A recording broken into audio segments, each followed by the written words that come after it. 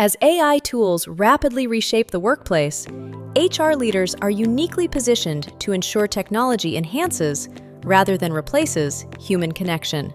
Philly Sherm understands the complexity of AI and is offering this in-person session, Not Just Artificial, Turning AI into Authentic Inclusion, on May 4th, 2026. AI. It is growing faster than any business can keep up with right now. Is AI taking away my job, or is AI going to make me irrelevant?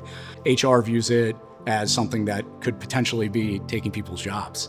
AI is going to allow them to get rid of the menial tasks that they do every day. It's going to allow you to focus more on the people aspect of things and get out of the task-driven things. Let's not lose sight of the human side of leadership. Ultimately, it's about people. This session reframes AI as a strategic partner in advancing inclusion, productivity, and belonging. This interactive session blends practical demonstrations, inclusive communication strategies, and real-world HR applications to help organizations leverage AI responsibly and effectively. Register today